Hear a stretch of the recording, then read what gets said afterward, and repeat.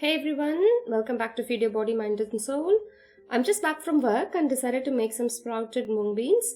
I'm actually using 1 cup of whole mung beans, which are actually raw and dry, and I'm adding 2 cups of water, and I will leave it to soak in this water for about 24 hours. So now it's day 2. It's about 24 hours since I soaked the beans. You can see that the mung beans have absorbed the water and doubled up in size. Now it's time to drain the water and move on to the next step. Now I have a muslin cloth which I placed on the same container which I used to soak the mung beans.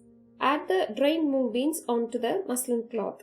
Keep some moisture and then just tie the muslin cloth, and you can leave it in a warm corner or maybe even in your oven which is switched off. So I'm just going to show you what you can do if you don't have a muslin cloth. I have an insulated hot box container. So I've just added the mung beans to it and closed it tightly.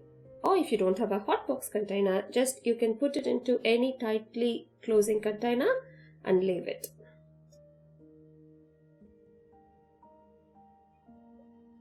Okay, now it's about 36 hours. Our mung beans are beautifully sprouted.